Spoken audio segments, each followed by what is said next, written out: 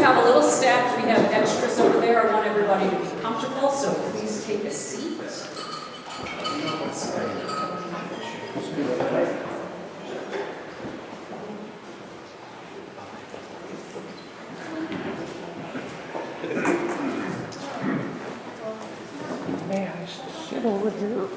Thank you all so much for being here. Welcome to the Attleboro Arts Museum and to the opening reception for A Contemporary Narrative, Impressions of Civil War Memorabilia from the Attleboro Arts Museum's permanent collection. My name is Min Brooks Fawcett. I'm the museum's executive director and chief curator. And just out of curiosity, who is new to the museum? Who hasn't been here before? Great. Welcome. Thank you very much. Before going any further, please a round of applause for Daniel Hill on piano.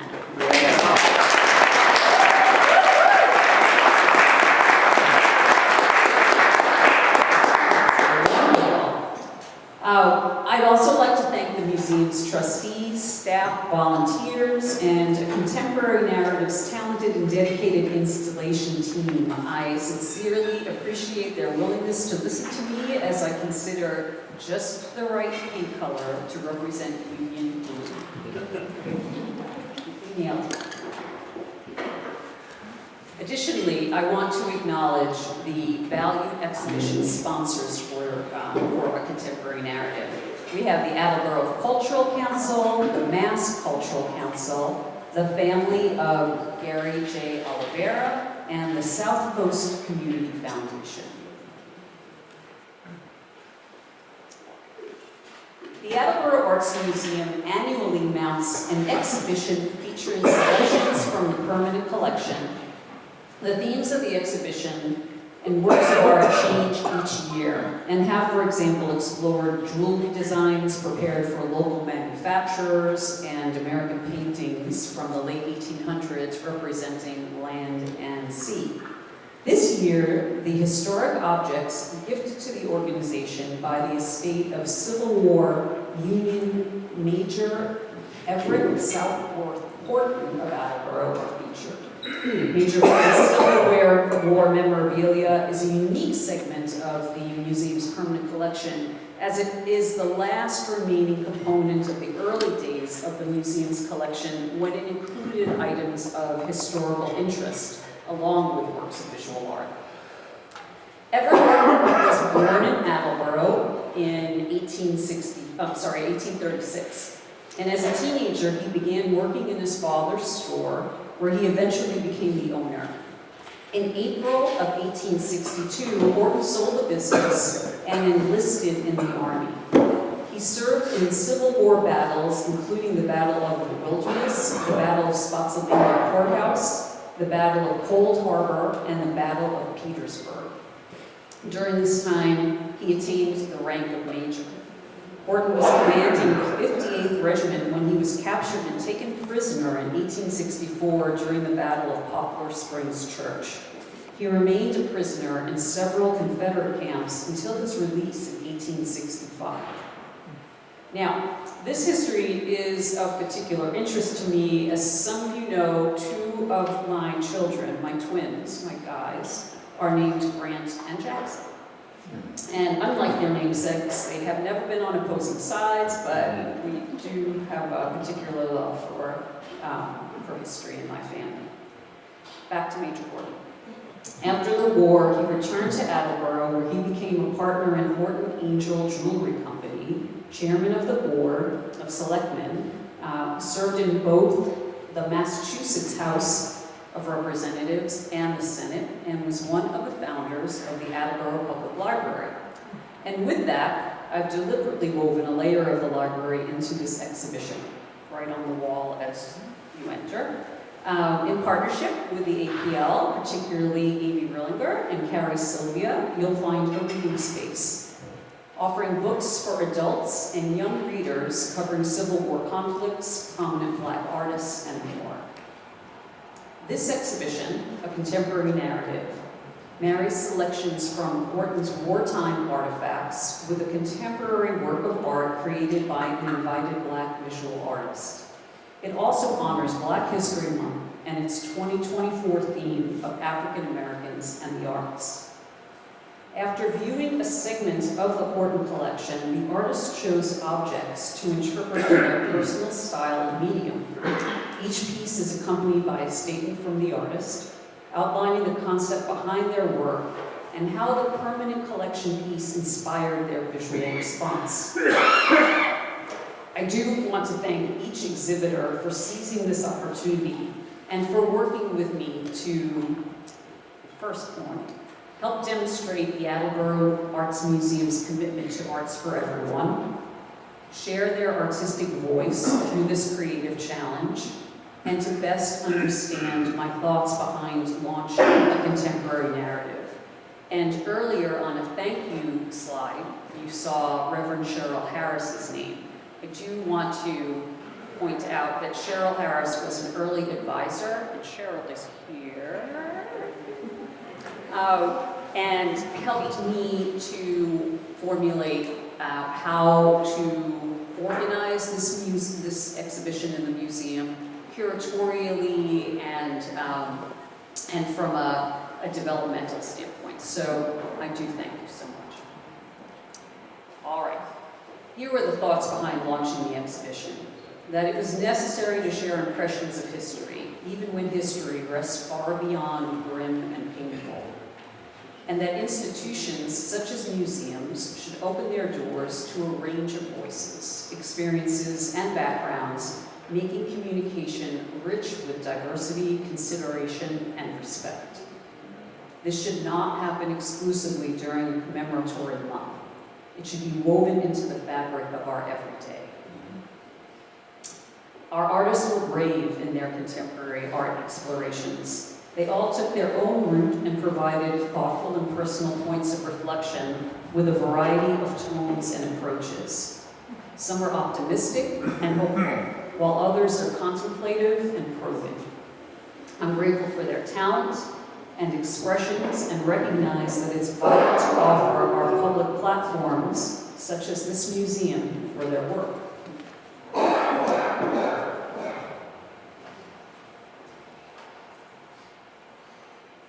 I'm trying to advance a slide, and technology is not happening. At this point, I'd like to introduce our special guest, Jess Brown.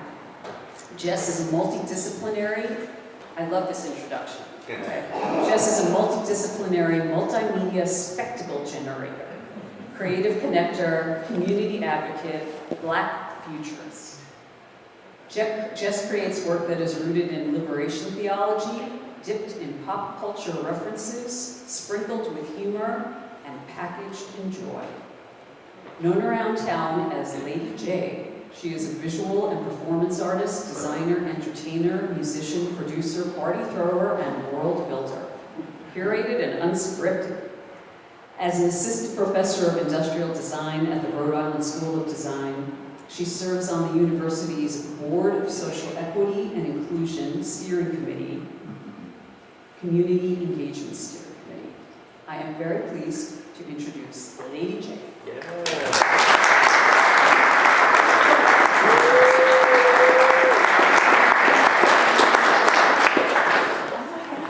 Hello, family. How are we tonight? All right. No, y'all don't hear me. I said, hello, family. How are we tonight? Y'all know where this is going. It's Black History Month. Let me raise this a little bit taller than men.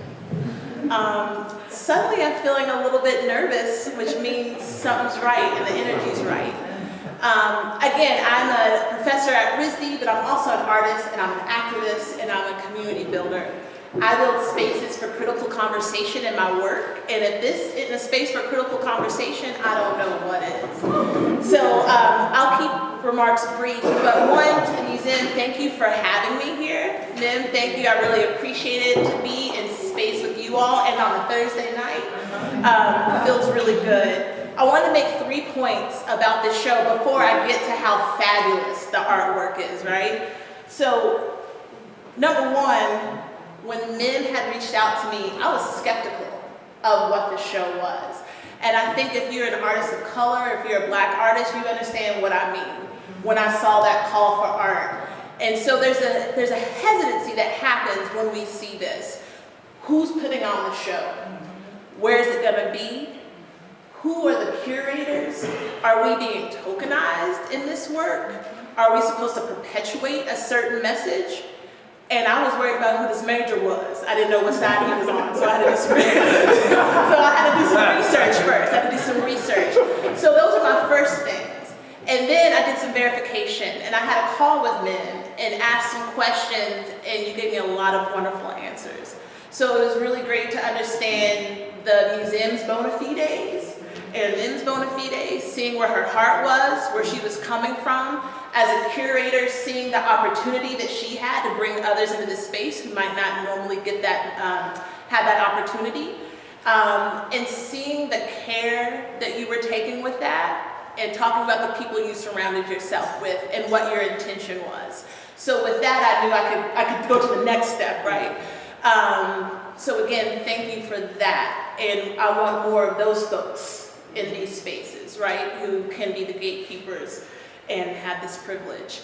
And then third is that I feel uniquely positioned to be here talking about this show. I'm from Kentucky, lived here for a long time, but I'm from Kentucky. And those of you who don't know where that is, Rhode Island, it is in the center of the country, and it's shaped like a foot. So shaped like a foot, and I'm from the big toe. And so it's smaller here and it gets broader. And where I am is really interesting because it is the Civil War. And where I'm from, it is both North and South. It was Union and Confederacy. And brother fought against brother in that war. When I go home, I am greeted by a waving Confederate flag when I go home. And that's not the past, that's today, that's there. The town next to my town is a sundown town.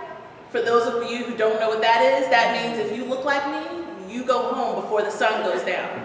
Because you don't want to get caught after hours, because you don't know what might happen to you, and if you need help, you don't know if you're going to get help. So that's normal there. And for folks during this time period that we're talking about this work, they were coming from the bottom. Where I live, I can see the north, I can see Illinois, and I'm a stone's throw from Tennessee. And people were coming up from the south to cross the river in my town to go toward freedom. And so we have a Civil War museum there, so I grew up with this history. But I also grew up with the fairy tale, and the fantasy, and the folklore of what this war was and the intentions of that. So all of that is wrapped up, and so thank you again for having me here to talk about these pieces. And as a kid growing up in that, and a young artist, constantly trying to reconcile that as a Black woman, as a Black kid, as a Black person in an all-white school, knowing this history but knowing the truth, but always understanding that we were the path to freedom. We were on the road to freedom. And that brings me to this work. And I was so happy when I got the preview to see the joy in this space, to see what these artists did with this. This is full of light, of optimism, and of liberation. And I appreciate all of us who made this work because that's our story. We are not just that perpetuated story that continues to get told and taught and advertised. We're so much more well-rounded than that. And through all of everything we went through, we are still here. Yeah. We are still here and we are blinking. We look sharp. Look at these outfits, I see y'all. We are sharp. We make music. We sing. We love. We have families. So that is what I'm going to leave this with look at that, look at the message. I love the levels of femininity that I'm seeing in these pieces. They could have easily gone dark, but they didn't because that's not who we are. And I specifically want to call out a few pieces. One, the Harriet Tubman piece. Like that piece almost makes me want to cry because when we see Sister Harriet Tubman, she's always seen as harsh and hard and strong because she had to be. But she was also a mother, a sister, a nurturer. She was a woman, and she was delicate. She was the first woman hired by the United States Army to be a spy and to be a medic. And seeing that on the plaque, I was so happy because I was like, so many people don't know that. So we're getting information here, we're getting educated. And I really appreciated seeing that and seeing the lace work and the sheerness and how delicate and fragile that piece is. And if you stand back to see that shimmer. So just like the care, I'm seeing a lot of care in these pieces. And the conversation and talk back that's happening. Miss Monique, when you talked about the lace in that piece because of the women who have held these stories, who have nurtured this country, thank you for telling these stories. Everyone, these colors, the way that everything's handled, how we're wrapped and held. So I'm gonna leave it there. I just wanna say Happy Black History Month, and that our history is every month. And let's get to more of these shows. Thank you to Mim, thank you to the Reverend, thank you to the council, and all you artists who made this fabulous work. Have a great day.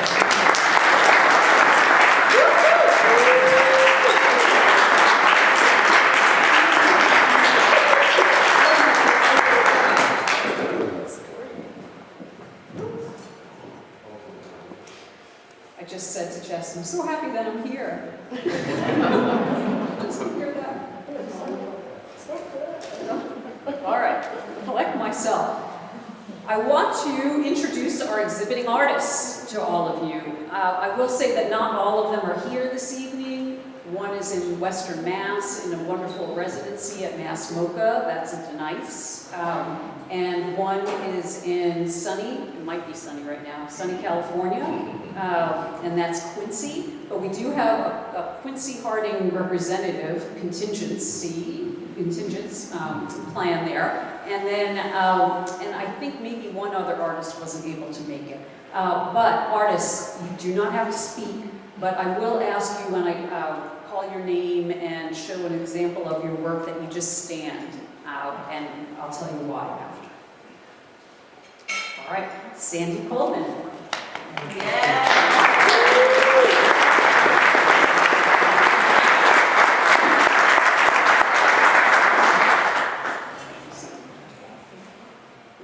Lamerchi Frazier.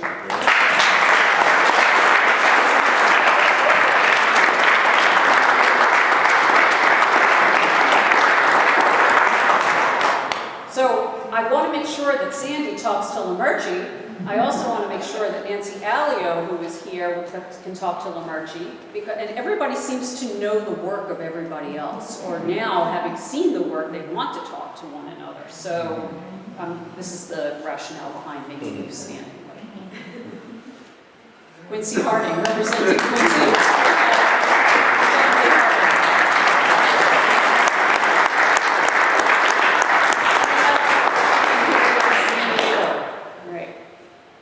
Shea Justice.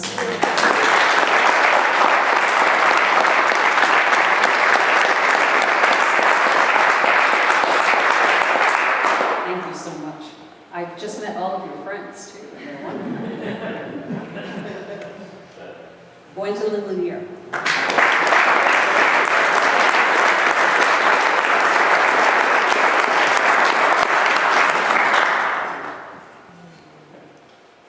Denise Marshall.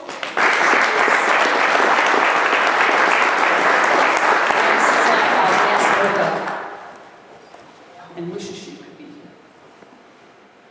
Sean Martins.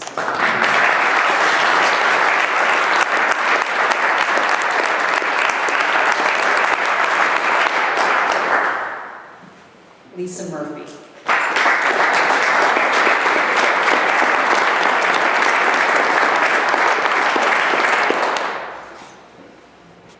And Monique Roll Johnson.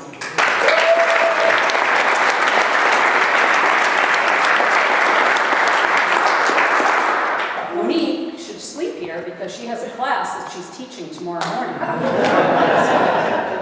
Happy to have you stay over. I am going to ask all of our guests to take the time to connect with one or more of the exhibiting artists before you leave the museum. And I do like to say that there's really nothing better than to have the opportunity to speak with an artist directly about their work.